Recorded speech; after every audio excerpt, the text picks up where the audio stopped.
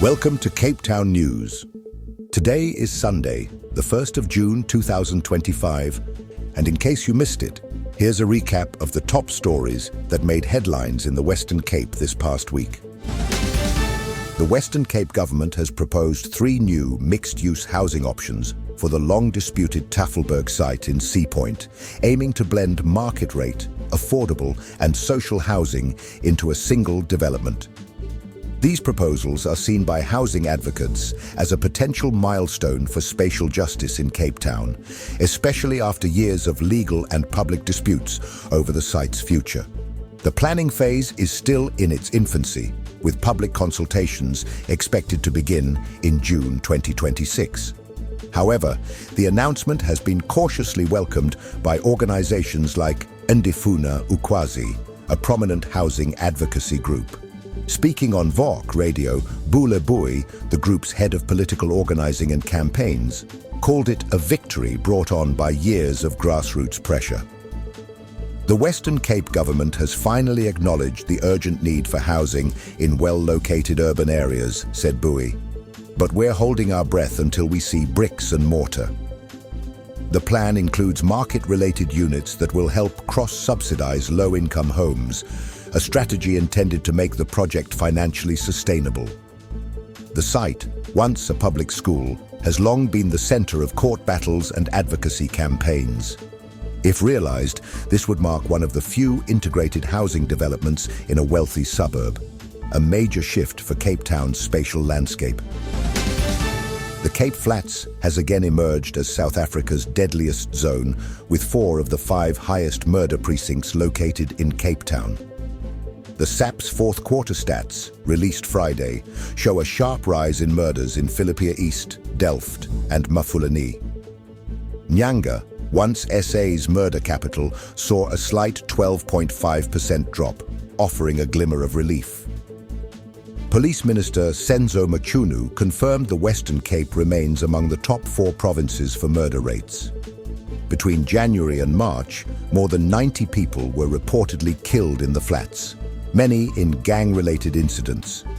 In just April, an additional 110 people were injured in stabbings, shootings, and assaults. Ian Cameron, chair of Parliament's Portfolio Committee on Police, has renewed calls for a judicial commission into gang violence, stating, "People are being hunted in their homes. It's a war zone."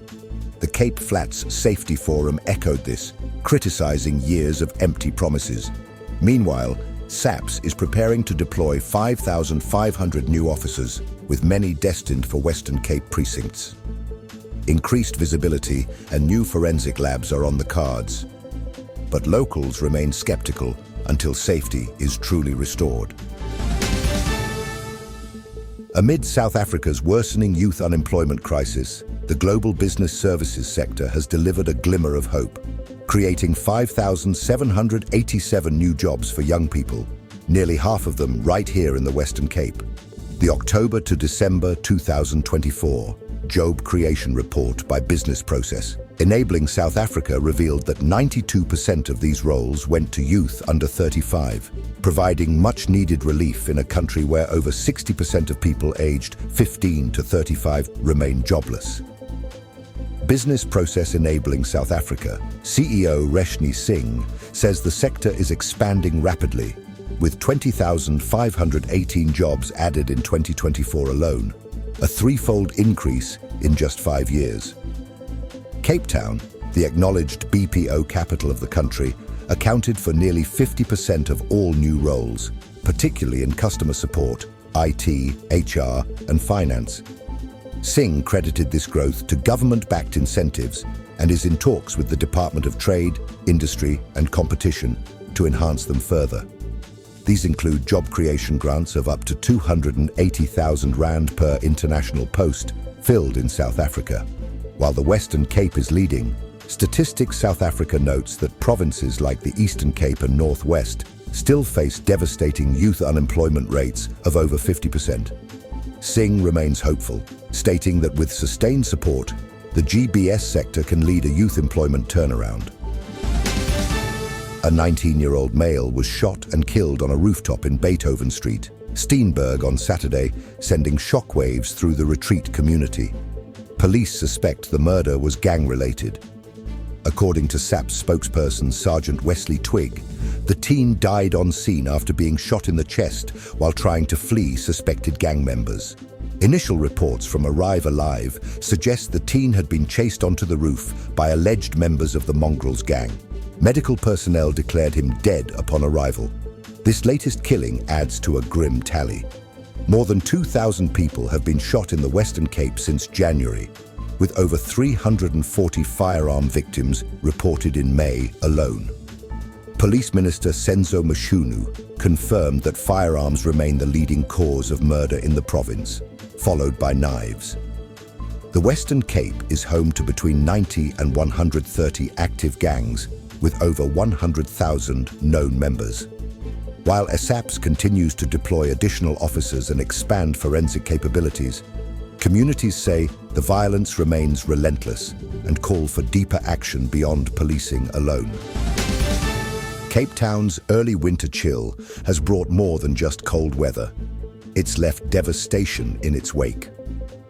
A series of fires across informal settlements in KTC, Eerste River, and Belgravia gutted dozens of homes and displaced over 120 people in one night. Gift of the Givers responded swiftly with humanitarian aid, supplying hot meals, blankets, water, and hygiene kits. In KTC Section 6, nearly 100 people were left homeless after 36 shacks went up in flames late Monday night. Fire services were dispatched to multiple locations, with some fires only extinguished by the early hours of Tuesday morning. Emergency responders also rushed to incidents in Africa Seabrit Street, Hillview, and Barham Road in Belgravia, where a total of 10 more structures were destroyed. While no injuries were reported, the SPCA treated animals for burns, and disaster teams remain on site to assess damages. Local ward councillor Suzanne Zumana confirmed that this is not the first fire to devastate the area, and the cause, as in previous cases, remains under investigation. Officials believe unsafe heating methods used to combat the cold may be contributing to the rising trend in fires. The city's fire and rescue spokesperson Jermaine Carrels praised the rapid joint response, but emphasized the urgent need for fire safety awareness in informal settlements as temperatures continue to drop. The Western Cape remains in the grip of a violent crime wave, with 4,467 murders recorded between April last year and March this year, making it the second most violent province in South Africa. That's more than 12 murders per day on average. Crime statistics released this week reveal that gang-related killings account for an overwhelming portion of the bloodshed.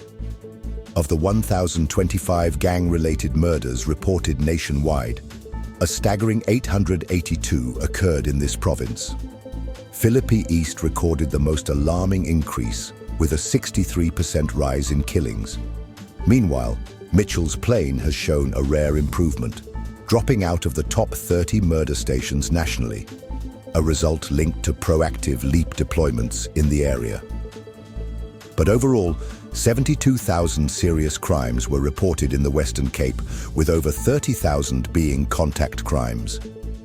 Opposition parties have slammed the national government's failure to address police understaffing. The country has lost more than 8,400 detectives since 2016, and only 17,600 remain nationally. Calls for increased SAPS resources, better equipment, and a 90-day action plan are growing louder. At the Year Beyond Youth Futures CEO Dialogue held in Cape Town on Friday, Premier Alan Winde urged the private sector to step up and help bridge the gap between youth and employment.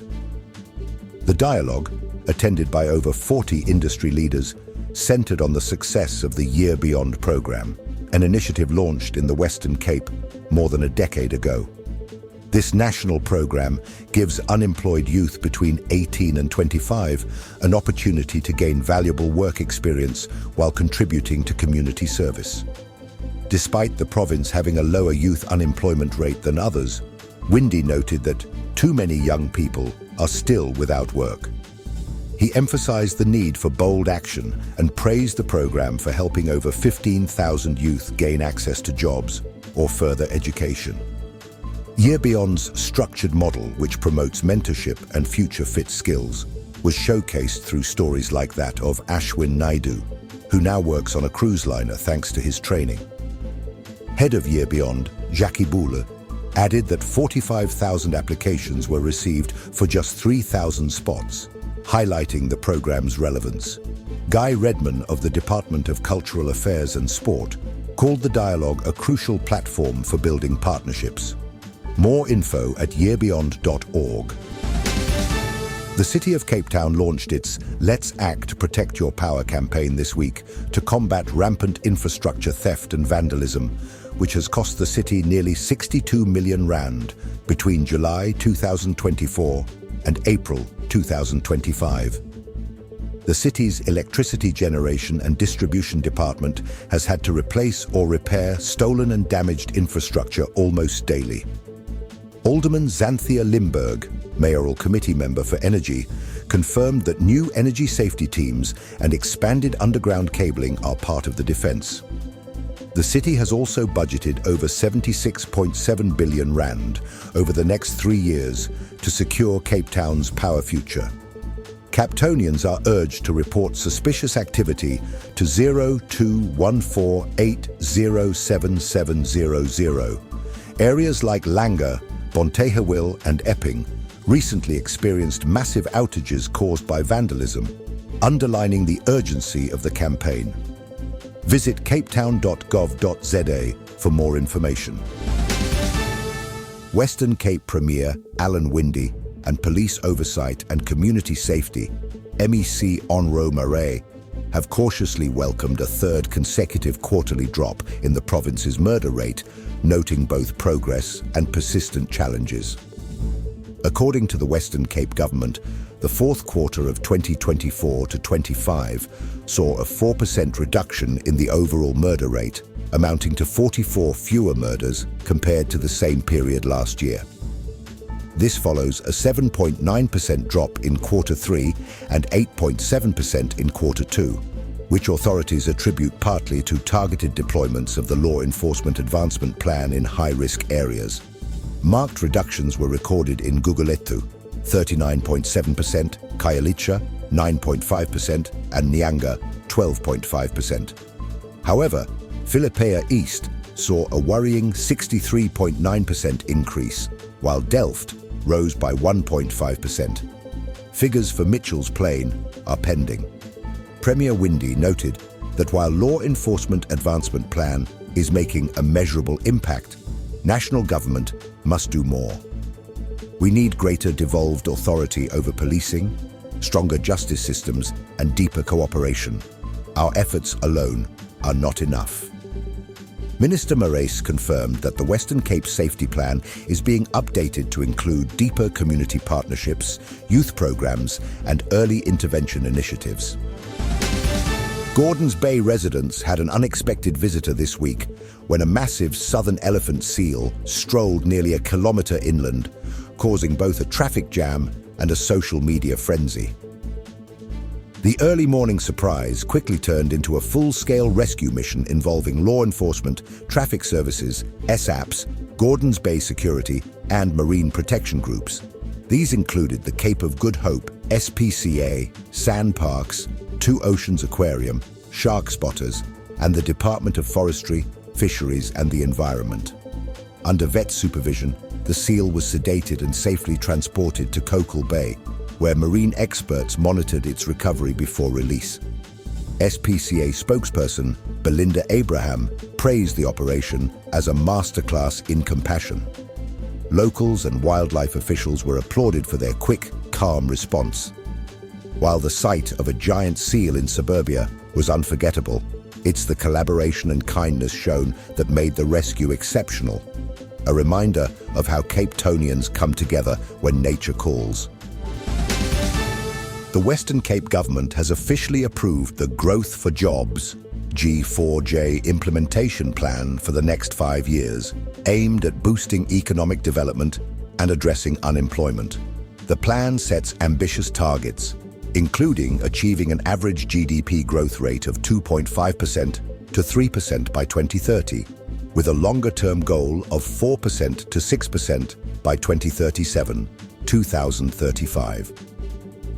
Premier Alan Winde announced the plan following the Western Cape Cabinet meeting earlier this week. He acknowledged the need for adaptability, given global economic uncertainty and the impact of climate change on local industries.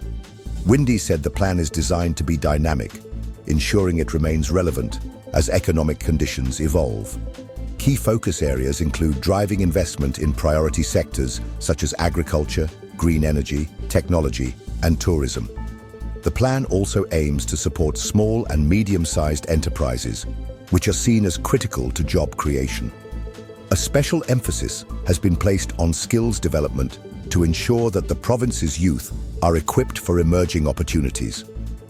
Winde called on business leaders and civil society to play an active role, stressing that the plan's success hinges on collaboration. The plan aligns with the Western Cape's broader vision of inclusive economic development, with a focus on infrastructure upgrades, improved regulatory frameworks, and targeted support for industries affected by energy and water challenges. Cape Town has once again proven its leadership in financial management by securing its third consecutive clean audit from the Auditor General for the 2024/25 financial year. Released in Parliament this week, the report confirmed that Cape Town is the only metropolitan municipality in South Africa to achieve this status, underscoring the city's commitment to good governance and service delivery. Auditor General Tsakani Maluleke's findings highlighted the stark contrast between Cape Town's performance and the financial mismanagement plaguing many other metros. Only 41 out of 257 municipalities met the clean audit standard, with widespread irregular expenditure, non-compliance with legislation, and weak internal controls cited as concerns. Cape Town's mayor praised the city's financial team for their dedication to transparency and accountability. She credited the achievement to strong internal systems, skilled professionals, and a culture of continuous improvement. Despite the challenges faced by local governments across the country, Cape Town's clean audit sets a benchmark for effective management of public funds. The report noted that the city's consistent performance has a direct impact on service delivery and community trust. Tomorrow will start chilly across the Western Cape, with partly cloudy skies expected throughout the day. Cape Town will wake to around 13 degrees Celsius, warming to a high of 17 degrees by midday. A gentle northwesterly wind will bring cool air across the city. In Paarl, temperatures will begin at 8 degrees and climb to 18 degrees, while Stellenbosch will start at 8 degrees and reach 17 degrees by the afternoon. Coastal conditions will see ocean swells building up to 2.5 meters, making the sea choppy for small boats and surfers. In Cape Town, low tide is set for 2:22 a.m., followed by high tide at 8:12 a.m. Another low tide is expected at 2:23 p.m., with high tide again at 8:53 p.m. Sunrise is at 7:43 a.m. and sunset at 5:44 p.m. Stay prepared and dress warmly as you begin the new week. With that, we wrap up this week's recap, and now you know what's happening in your city. If you found this update helpful, subscribe and hit the notification bell so you never miss a story. We appreciate your support. Let us know your thoughts in the comments below. Until next time, stay safe, informed, and connected.